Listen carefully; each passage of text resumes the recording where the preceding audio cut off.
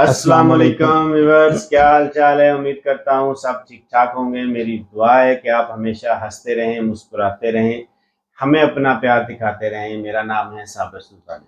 मेरा नाम है मोहम्मद सादिक। आप देख रहे हैं हमारा यूट्यूब चैनल। हाजिर है एक नई वीडियो के साथ। वीडियो है डीडी रिएक्ट की और पाकिस्तान पब्लिक रिएक्शन शो की वीडियो है और उसका टाइटल है पाकिस्तान इज ऑन सेल। और बड़ी अजीब किस्म का टाइटल है। मिलकर देखते हैं वीडियो, फिर उस पर करेंगे अपना रिएक्ट। हमारे रिव्यूज़ को जानने के लिए वीडियो को एंड तक लाजमी देखिए।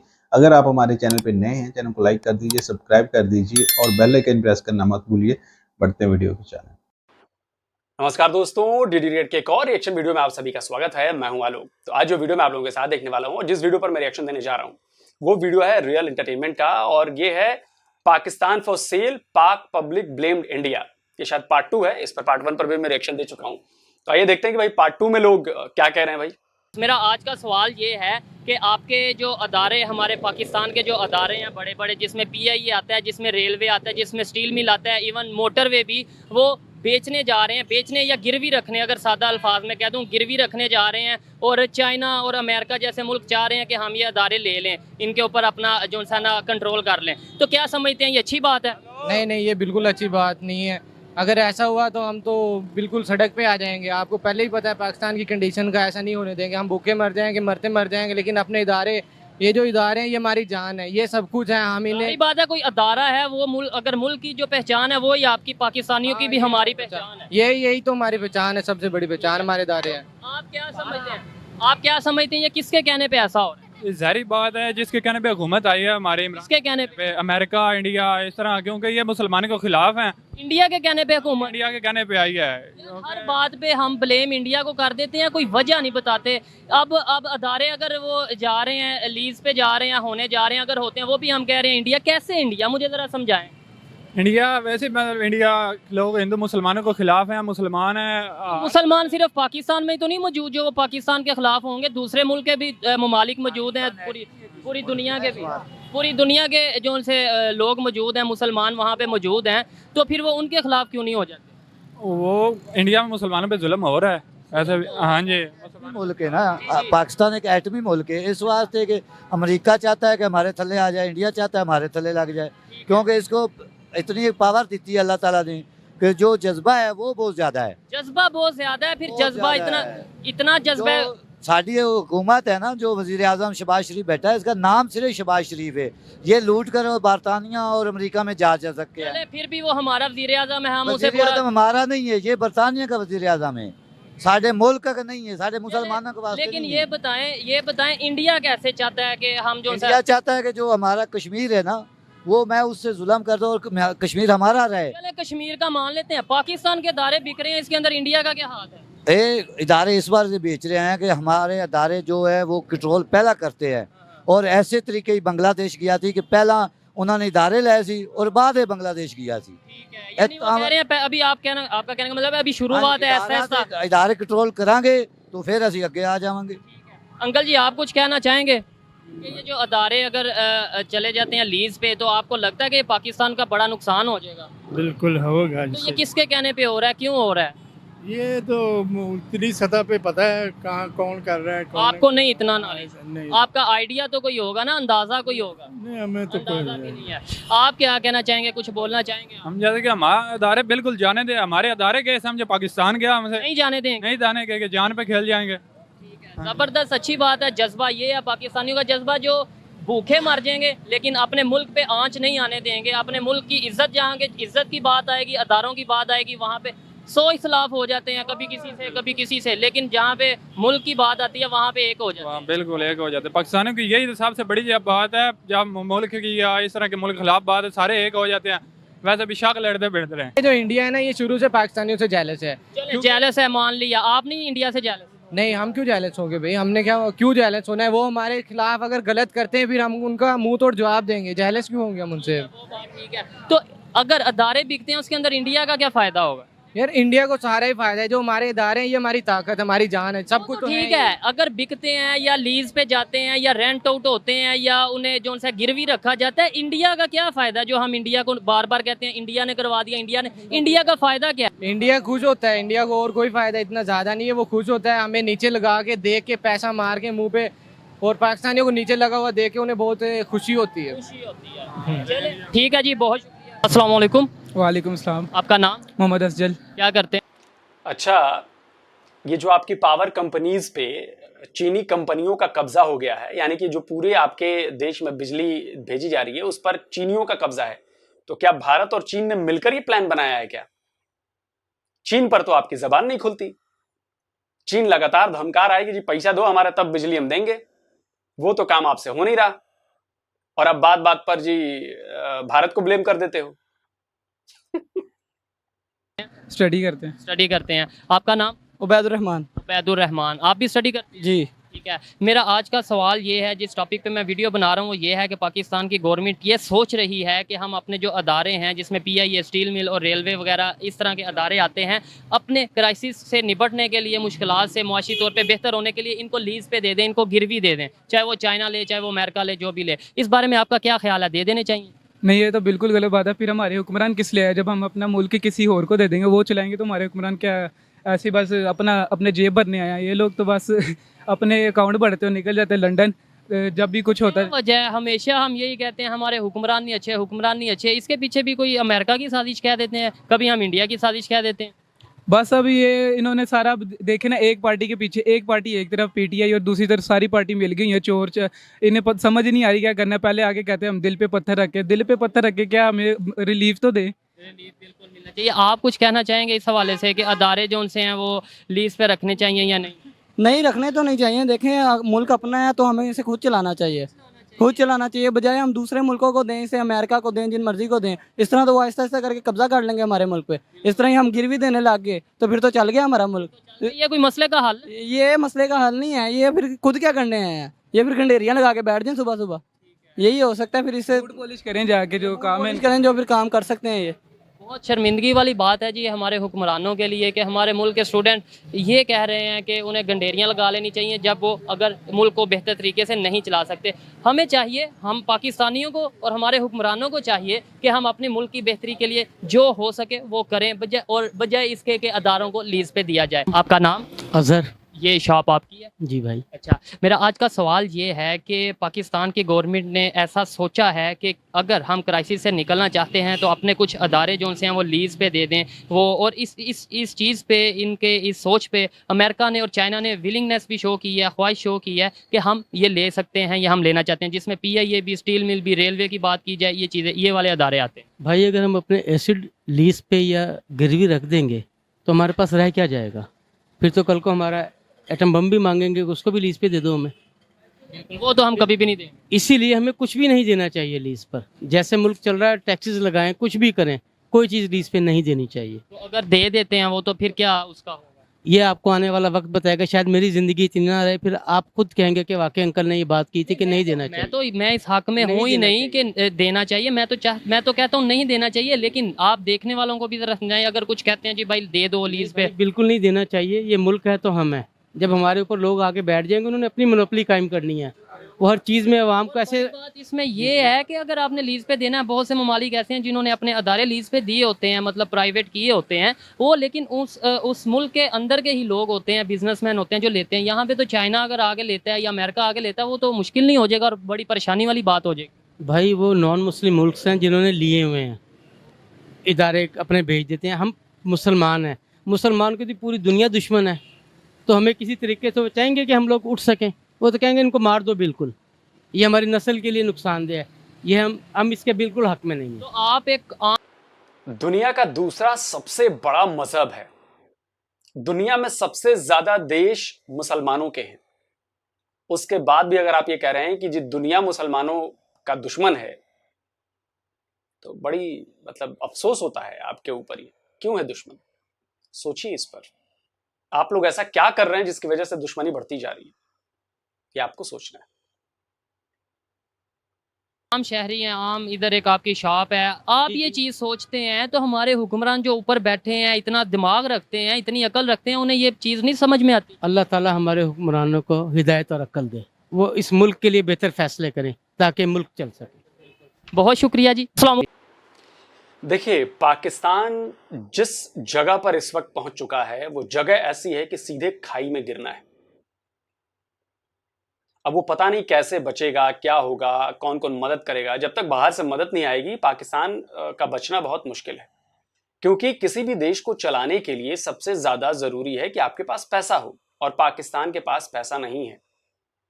और इसी पैसे को जमा करने के लिए वो अपने जो इदारे हैं, जो संगठन कह लें या जो संस्थाएं हैं, उनको वो लीज पर देने की तैयारी कर रहा है, चाहे पीआईए हो, चाहे रेलवे हो, स्टील मिल हो, बाकी चीजें। और एक तरह से तो अमेरिका का तो पता नहीं, लेकिन चाइना तो पूरी तरह से घुस ही चुका है। चाइना आपके ग्वादर पोर्ट पर कब्जा कर ही चुका है।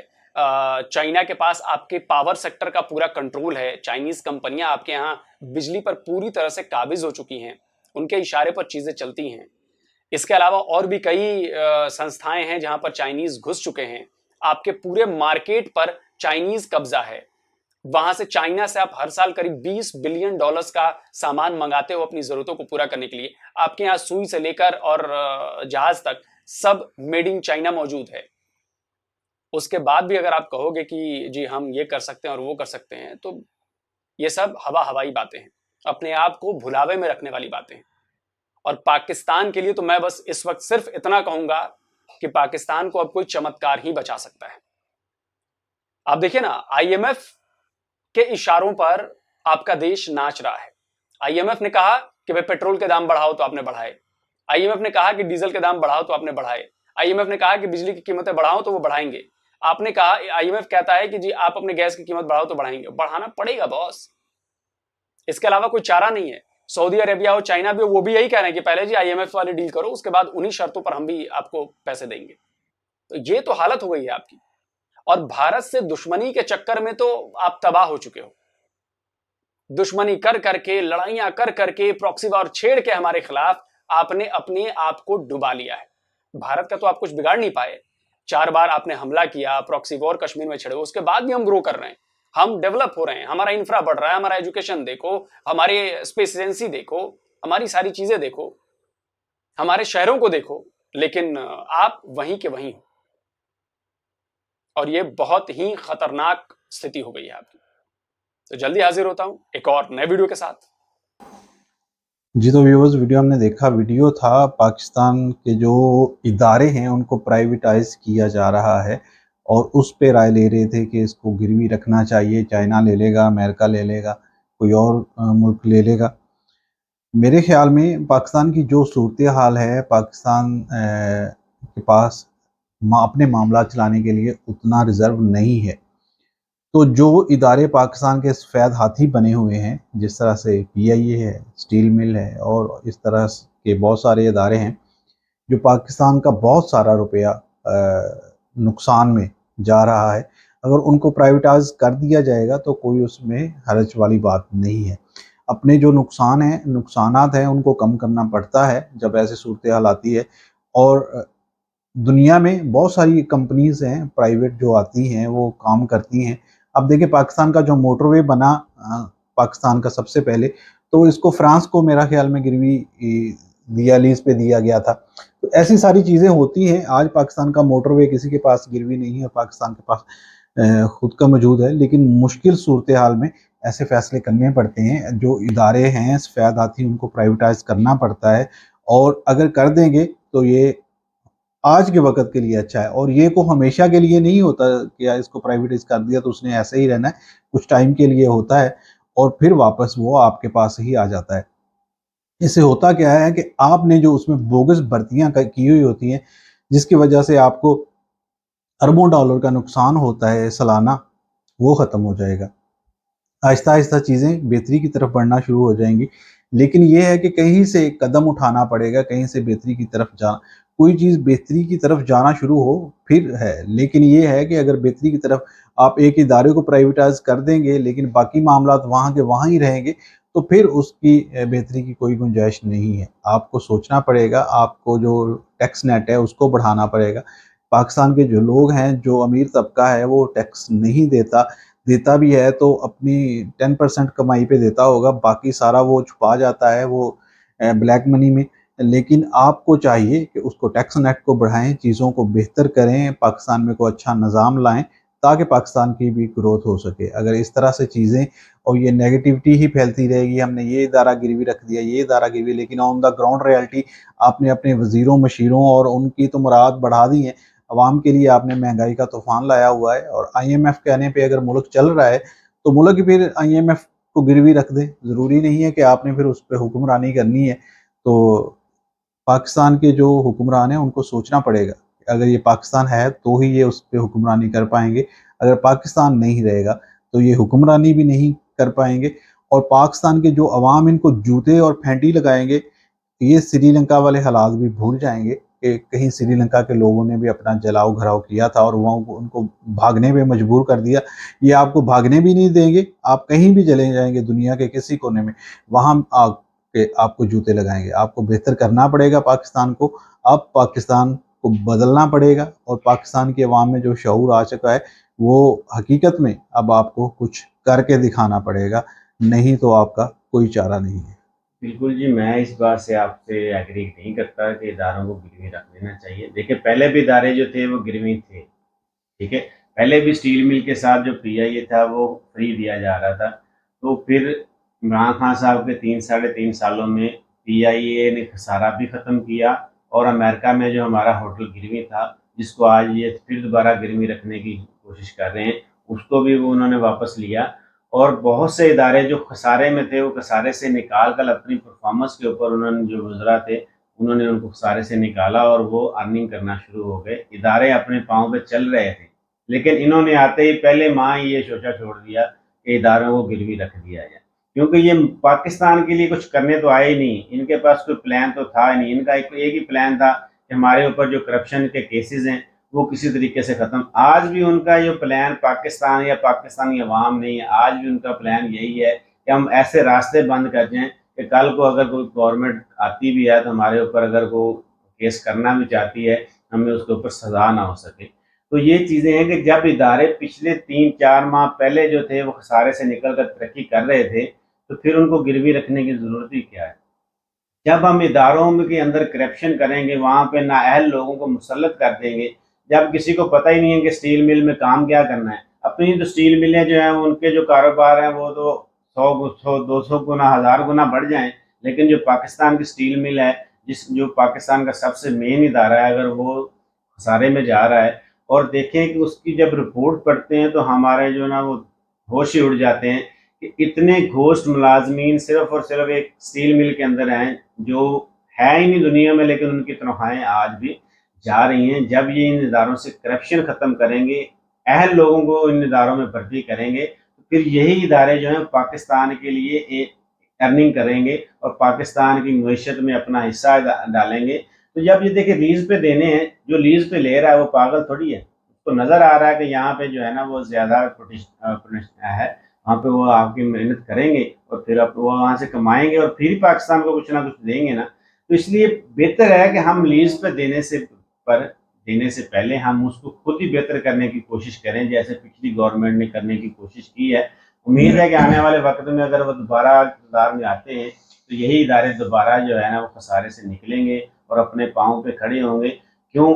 अगर ये परफॉर्मेंस नहीं देंगे, इन इदारों को अपने पाँव पे खड़ा नहीं करेंगे तो अवाम फिर इनको पूछेगी नहीं, इनको गिरेबान से पकड़ेगी, चाहे वो कोई भी हुक्मरान हो, चाहे इमरान खान साहब भी आते हैं उनको भी जवाब देना पड़ेगा, उनको भी अब पहले से ज़्यादा परफॉर्मेंस देनी पड़ेगी। हम अपनी नाअहलियों को इनको गिरवी रख के जो है ना वो उस पर मिट्टी नहीं डाल सकते, क्योंकि अब ये 90 की दहाई नहीं है कि पहले हमने हर चीज़ गिरवी रख दी। हमें कुछ पता था कि आज तक हमने IMF के पास क्या क्या गिरवी रखा होगा, लेकिन जैसे जैसे अवाम को अब सोशल मीडिया के ऊपर शऊर आना शुरू हो गया है तो वो पूछती है कि आप ये चीज़ गिरवी रख रहे हैं तो क्यों रख रहे हैं, किस वजह से रख रहे हैं, कब तक रख रहे हैं और ये वापस कैसे आएगी। तो अवाम और दूसरी बात ये है कि हम कब तक IMF के प्रोग्राम पे चलते रहेंगे, कब हम अपने पाँव पे खड़े होने की कोशिश करेंगे। और ये नहीं है कि दुनिया में लोग कर्जा नहीं लेते, सारी दुनिया कर्ज लेती है, लेकिन लेके फिर उसको यूटिलाइज उसका अच्छा करती है, उसको वापस करती है और फिर हमेशा के लिए, जिस तरह से इंडिया ने IMF से आज के दिनों में हम खबरें सुनते हैं कि IMF इंडिया से रिक्वेस्ट कर रहा है कि आप गंदम की अपनी ना रोकें एक्सपोर्ट, आप ये ना करें, आप वो ना करें।